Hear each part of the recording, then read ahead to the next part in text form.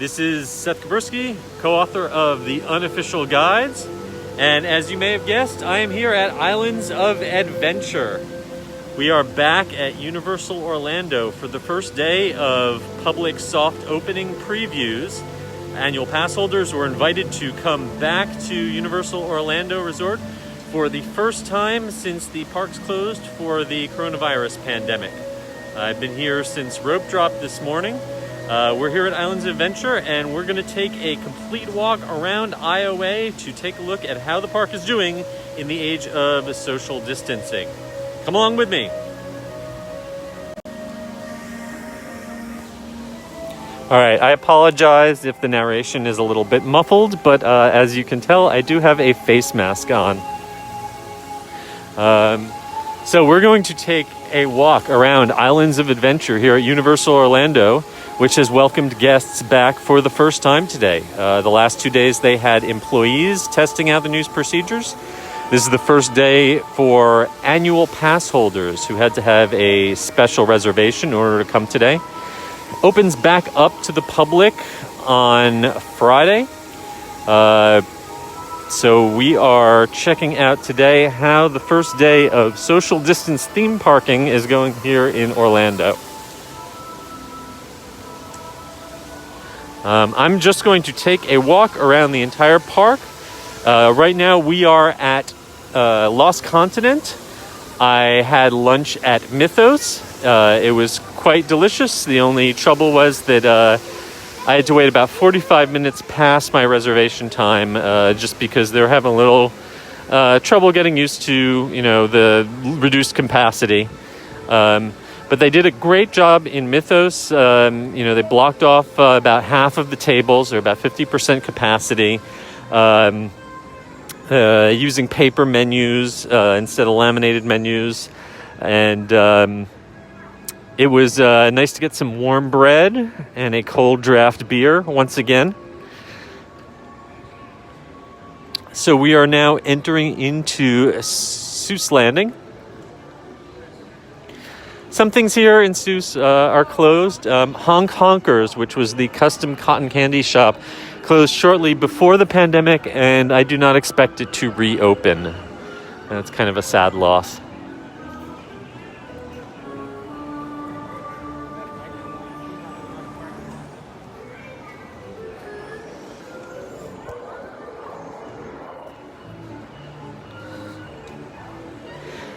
All right, candy shop is open, as is the gift shop. It doesn't look like any photo meet and greets with the Grinch going on today, but the Seuss Trolley train ride is open with a 15-minute posted standby. So as I'm walking through here, I'm just going to kind of drop a few little bits of information about how things have been going today here. Showed up this morning at around 8 a.m. for a 9 a.m. park opening. Healthy line of cars coming in. They are not charging parking at this time. Parking is free, but the toll booths were staffed with people, so there was just a little bit of a backup at the toll booth. They are using employees inside the parking garage to make sure cars are parked with proper distance between them. It's actually a very nice improvement. Traditionally, Universal was not great about staffing their parking garages and keeping things orderly, but they did a very nice job of it today. Everyone who was supposed to be here today is either a guest at one of the hotels. The hotel just did reopen as of yesterday afternoon. Or they're an annual pass holder who received an email and signed up online for a timed admission ticket.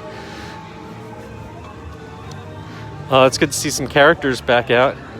So you can see that they're socially distanced greetings. Hello. Hi. So glad to see you guys again. Welcome back. So that's what a character meet and greet looks like these days. Characters are out waving, but they are either on a stage, elevated, or behind a barrier. So no getting any hugs today. Anyway, as I was saying, everyone who was here this morning had a time ticket I had one for 9 a.m., the first slot this morning. There was a crazy long line when I showed up this morning. The line stretched all the way from the entrance of IOA, around the lighthouse, and then all the way past to Hard Rock, almost to the Globe at Universal Studios, Florida.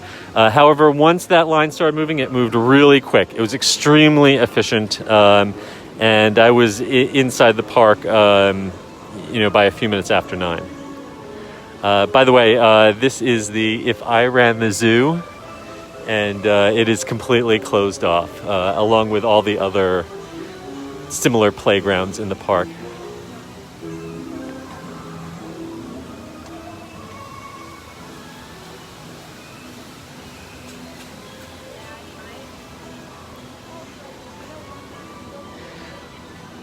All right, we're going to take a little walk along the water line. This is one of a number of spots in the park where you are permitted to take your mask off.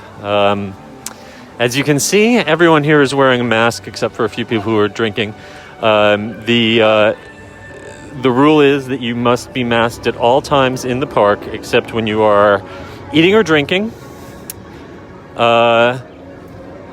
Or if you are on a water ride. They do not make you wear a face mask on Popeye and Bluto's or on Jurassic Park, which is a very good thing. But this right here is what we call a U-Rest area. And it's an area that you are allowed to go into, and you're allowed to take off your mask, but you're asked to remain distant from people. So we're just going to walk right up to the waterfront here.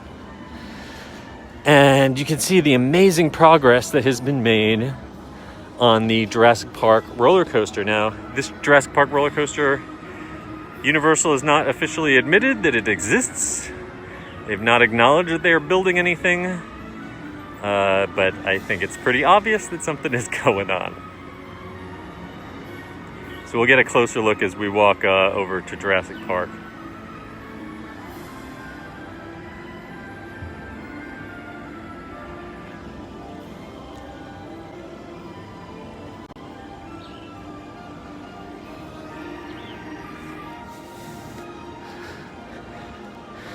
So overall, as you can see, the park is not completely empty, but it is not packed either. I'd say, on a touring plans crowd calendar, just in terms of the number of people around, it feels like maybe a 3 or so.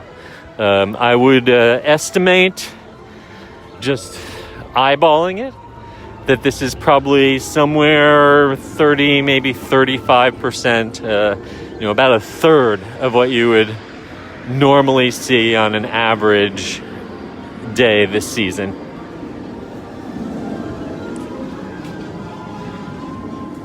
Now you can see right there, folks riding the Hulk with masks on. Yes, it is possible to ride a roller coaster with a mask on. And you'll notice that there are gaps between rows. There are empty rows in between guests in order to maintain distancing. Now it does look like there are people in all 4 sides of Dr. Doom there, but it looks like they have put just one party per side so that you don't have unrelated guests seated next to each other.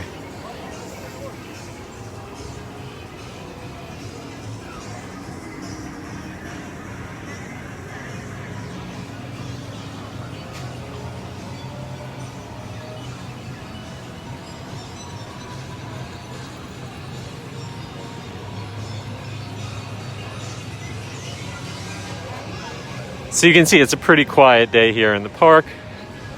There really isn't any problem with maintaining 6 feet from other people right now.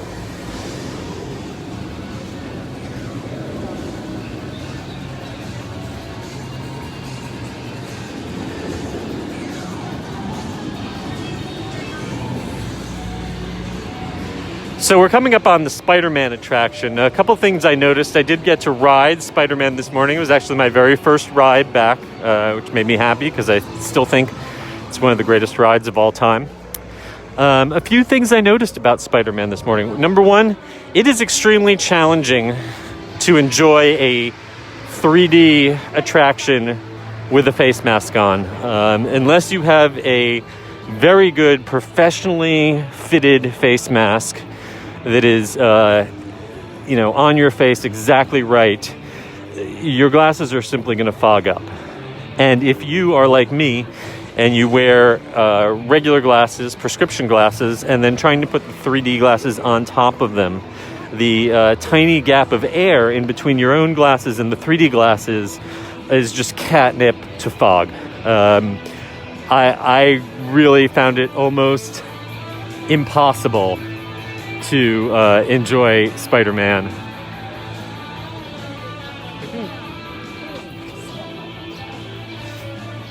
I don't really know what the solution for that is. There are commercial anti-fogging liquids that can be applied, that if they were to add that to the sanitizing solution that they run the glasses through, maybe that would help. But I rode both Spider-Man and Kong today, and while I really love both those rides and I am a big fan of 3D, the fogging was a really big issue for me. So if there are other people out there who have found solutions to that, please let me know, because I would like to be able to enjoy those attractions again. Hey, looks like Spidey and Cyclops are both out.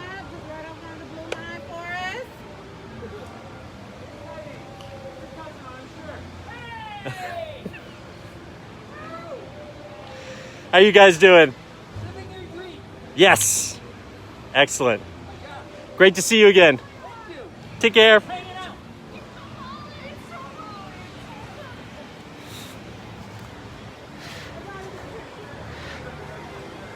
Now, I really have to say, all of the employees that I've encountered today here at Universal have been really enthusiastic, really happy just to see everyone back. I'm certain they are all thrilled to be back at work. Entertainment employees especially have been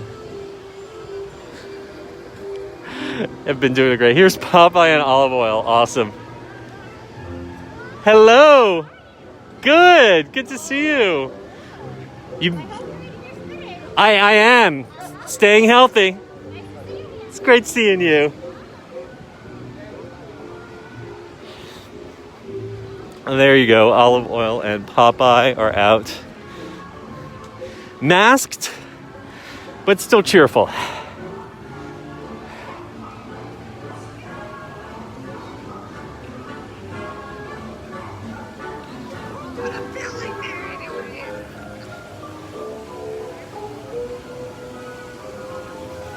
And that is something I've not seen.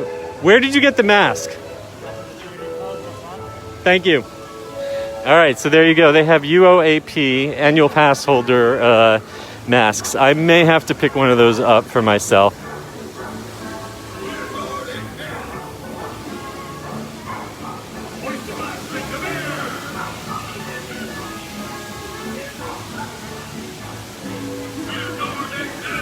Okay, so the entire Popeye Island area was actually closed off when I came through this morning.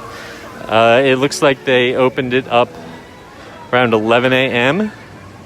So let's take a look.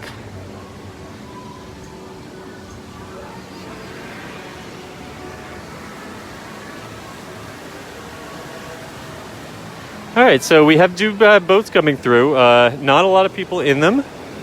For one, it's kind of gray and overcast right now. It's not the greatest weather for a water ride.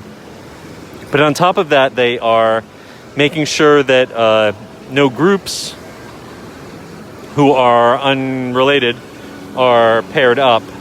That leaves a lot of space in between parties. Right now, it doesn't seem to be an issue in terms of wait time. Posted 5-minute wait time because there just are not that many people in the park. That, This will become an issue long term if attendance starts rising again, but attraction capacity is capped. But for the time being, it does not seem to be a problem.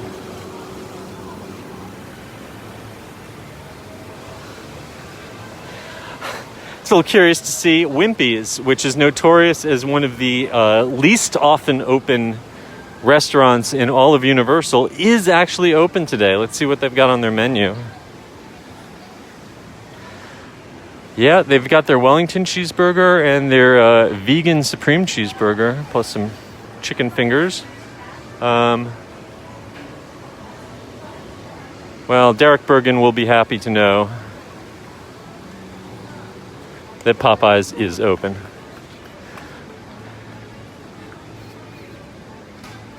So I am betting that, like the other... Wow. It looks like they have to clean these things off every time someone uses them. Oh, I'm so sorry. They should just shut those things down entirely. It is the biggest waste of $5 in any theme park. I'm sorry if you like them, but they do really next to nothing to get you dry. So you can see that all the interior play areas here of Me Ship the Olive are going to be closed. I'm going to take a walk along the pathway behind Me Ship the Olive because it should give us a really nice view of the new Jurassic Park roller coaster. If you haven't been up to date, they are building a launched roller coaster. Appears to be manufactured by Intamin, who also did Hagrid's. The name that has been trademarked for it is the Velocicoaster, but just because they trademarked it does not necessarily mean they will absolutely use that name.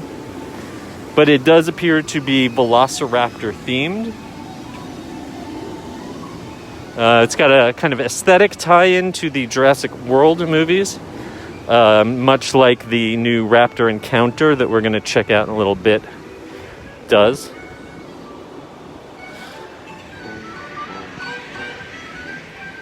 But yeah, this new roller coaster coming into Jurassic Park is simply massive. We're going to have a giant top hat. We're talking heights ranging up to around 200 feet. I don't know if it's going to top 200 feet or not, because that involves getting FAA permission and having signals on top to keep airplanes from crashing into it. So I'm not sure if it will top 200 feet, but going to be awfully darn close. And it's completely changing the skyline here in front of Jurassic Park. You can see that it's going to take up a majority of the area behind the Jurassic Park Discovery Center and stretch all the way towards Hogsmeade, Wizarding World of Harry Potter. So let's just take a look at what's going on here.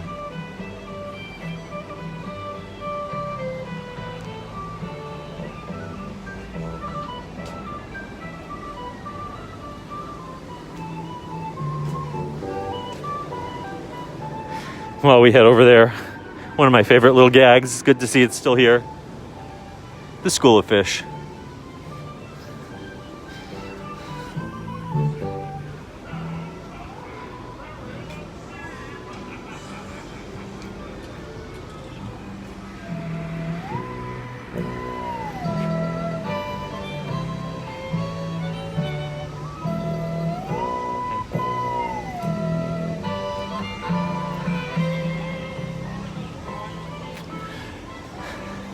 So right now we're looking at the support structures for what will be one of the highest points of the new roller coaster.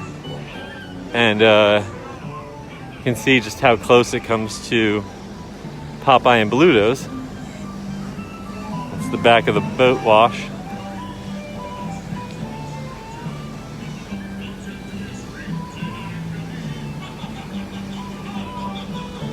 So that's a huge project. And do not expect that roller coaster to be finished this year. We're looking at 2021 for that roller coaster project to complete.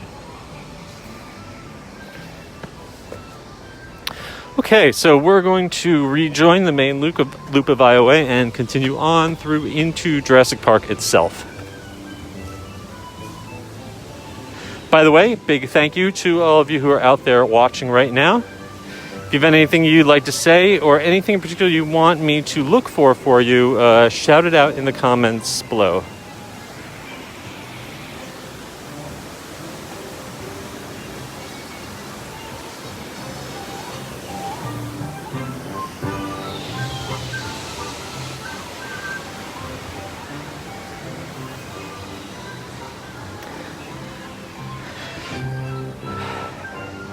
So just to continue with a little bit of commentary, there's noticed on social media some conflicting views about whether it's really crowded here or really empty here, or whether they're doing a good job or a bad job of the social distancing. Obviously, everyone has their own perspective, and lots of people have different tolerances for risk. Me personally, as someone who has barely left their house in the last couple months except to buy essential groceries, I feel more comfortable here at Universal than I do in my neighborhood grocery store. First of all, I've been mostly outdoors all day. I've had plenty of elbow room, even at the beginning of the day when we were lined up to enter the park. Felt like they were doing a good job of giving us adequate room to space out. I will also say that I've seen much higher mask compliance here. When I was at Disney Springs, noticed a good number of people kind of skirting the mask rules. People have been very consistently sticking with them here. Obviously, you see someone who's eating or actively drinking, they're not going to be wearing a mask. I also do not recommend wearing a mask on something like Popeye and Bluto's or Dudley Do-Rights, unless you want to simulate waterboarding. Not a pleasant experience. I do not recommend it. But other than that, people have really been observing masks. People are in a theme park, and we always say when people enter a theme park, they check their brain at the gate. And, that's true. But I think people are doing a fairly good job of being observant and being considerate of each other. Let's just stop here for 1 second and see if anyone's riding Dudley Do-Right. They were just cycling earlier, cycling empty logs. We'll check it out and see if they've got any people on it right now.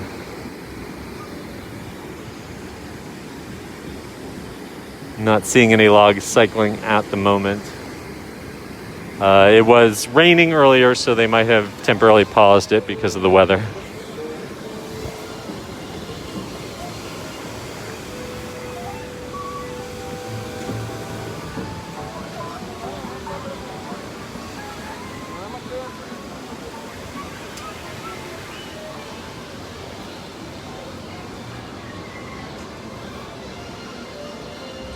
Okay, welcome to Jurassic Park.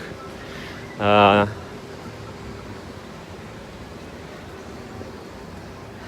I said, I did Reign of Kong, Skull Island this morning. Believe they might be using a virtual line system right now, which I'm going to talk about in a little bit. I was able to just walk on with virtually no wait at all this morning. They were running one party per row. So if you're by yourself, you get a row all to yourself. And they're also only loading every other row. So that greatly reduces the attraction's carrying capacity. So it does look like they are on virtual line only at this moment. So here's an example. Attractions where there's virtual line, you're going to see a sign like this.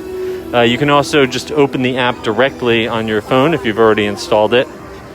And this system works very similar to FastPass at Disneyland in the sense that it's not advanced. You can't get it a day before. It's only on the day of.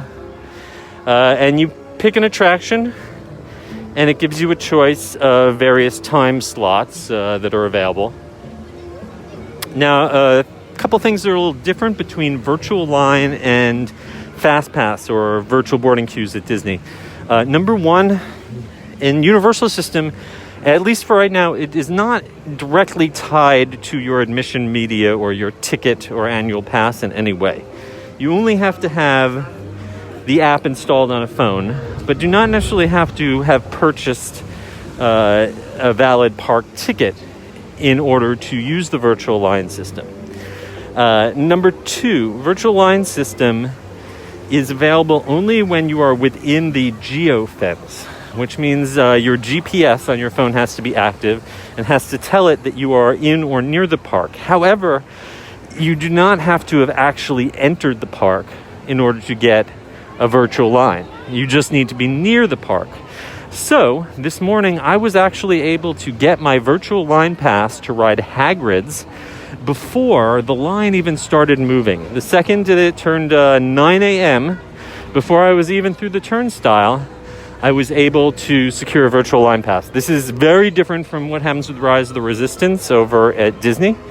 We're going to be posting some more detailed information about that in a blog post on our website. So just be aware that to get a virtual line pass at Universal, you don't have to scan your ticket into the park first. You just need to be physically near the park. Another thing to note is that you can any one person can have 2 virtual lines at a time. But when you sign up for a virtual line, it lets you choose to bring up to 7 other people for a total party size of 8 with you. Now, if you have a companion with you, that person could get 2 different virtual line passes, and then you could get 2 different virtual line passes, which gives you a total of 4 different attractions that you would be eligible for. As it seems to give a distinct advantage to people who have a larger group and are willing to select that inside the app. If you're a single rider like me and you're on your own, you're pretty much stuck to just 2 at a time. We're going to turn around right here in a minute and take a little bit more of a look at the Jurassic Park construction that's going on behind me. Let's just take a look at that. So, as you may remember, this a long time ago was the Triceratops Encounter. It was an interactive walkthrough attraction. It had technical difficulties. It didn't run for very long or very consistently. So this is what is replacing it. Massive. It is a launched roller coaster with multiple inversions. And I think it's really going to give Hulk a run for its money as the biggest, baddest coaster here at Universal. Certainly going to have a pretty impressive top speed. And there's going to be a top hat hill that will take your breath away.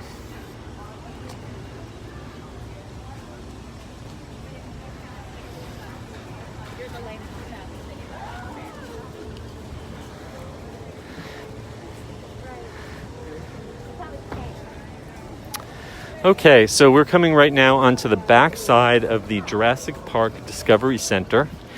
And I do believe that this is currently closed.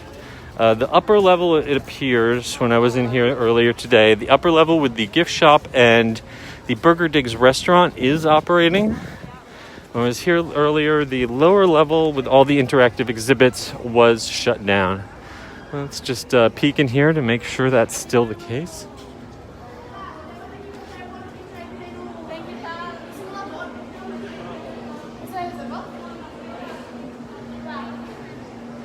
And yeah, it does appear that the Discovery Center interactive exhibits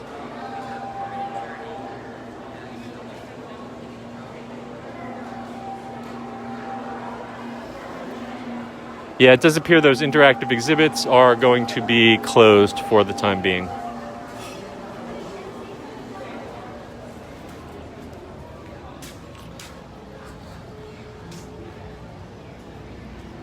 By the way, I apologize to anyone who's watching if the feed cuts in and out. It is not my phone. It is Universal's wonderful Wi-Fi service here, which I may try to disable entirely in a minute if it keeps doing this.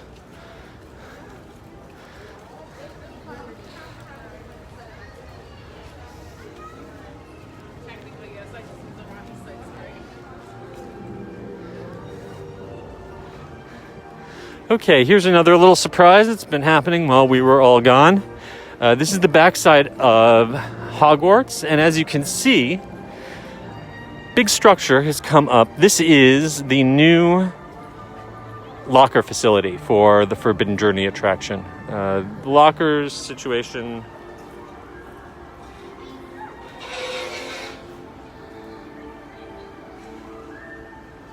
The locker situation at Forbidden Journey has always been pretty atrocious. It often causes big backups. So the idea is that this new locker facility, which is outside of the castle, will help keep the crowd flow a little better.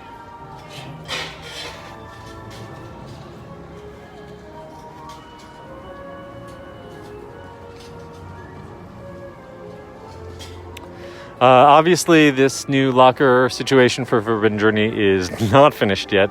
Still some work to be done. Hopefully it will be better disguised from this side when it's all done. A little raw right now.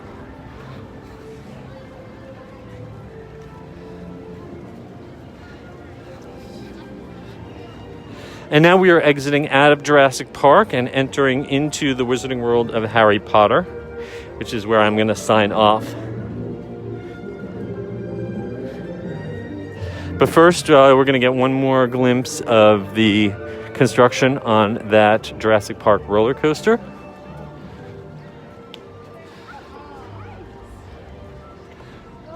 It's a serious little spaghetti bowl of track right there. Coming right up against the back of Three Broomsticks. And now, a little welcome glimpse. Great to see Hogwarts again.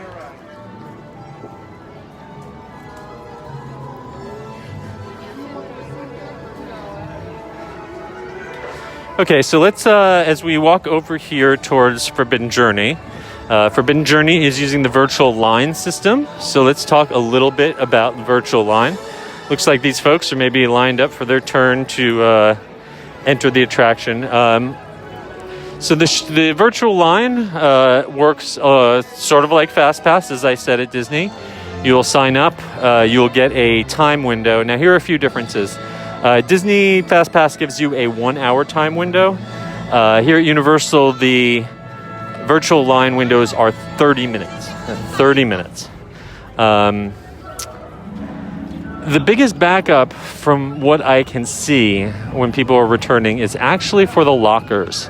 A lot of people, the lockers really seem to be a major part of the delay here. I'd used the virtual line system at Hagrid's today, and Hagrid's was empty. My time came up, and in less than 10 minutes, I had walked through the whole line and gotten on the attraction. They were actually sending mostly empty trains, even a few completely empty trains, just because they didn't have enough flow from the virtual line system. Now, when I came out, the virtual line was backed up all the way past Hogwarts Express. When I asked about it, I was told that it was because of the lockers. So hopefully they can come up with a system to move people through the lockers faster, because those really seem to be the bottleneck.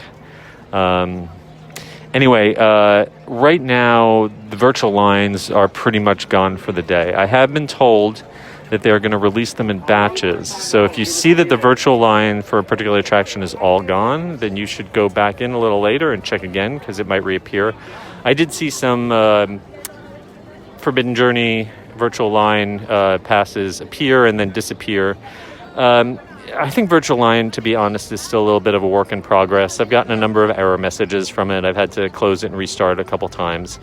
And most concerningly, when I used my virtual line at Hagrid's earlier, it did not acknowledge that I had used it, and I still had the pass and had to manually delete the pass out of my system before it would allow me to get another one. And I think maybe if I had been sneaky, I could have used it a second time for a re-ride if I had wanted to. So still some technical glitches to work out in the virtual line system. Right now you can see, quite a little line of people coming out of Hogwarts waiting for their turn. Also here in Hogsmeade, the stage is in operation. I saw the Tri-Wizard Tournament show a little earlier today, and the Frog Choir is also on the schedule. It was a bit interesting to see the performers in the show all wearing masks. And as you can see, they have put up a barrier here so that you can't get too close. Oh, there was a very long line earlier for Butterbeer, but now it is gone. So I might have to get myself a Butterbeer in a little bit.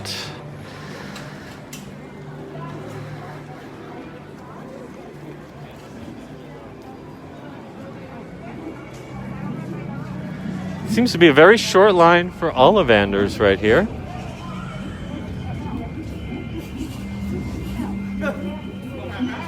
Still some folks doing the interactive wands. As you can see, it's populated here, but it's not packed. Anyone who is telling you that the park is packed or unsafe or overcrowded today, I'm not sure which part of the park they're in, but they're not in the park I'm in.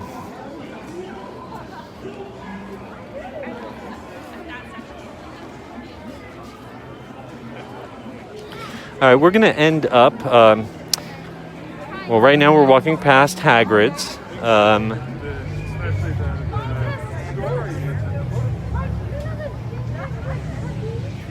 And it does appear like, there is quite a backup here for Hagrid's, but it appears to be solely for people getting lockers. Lockers really seems to be the pinch point here.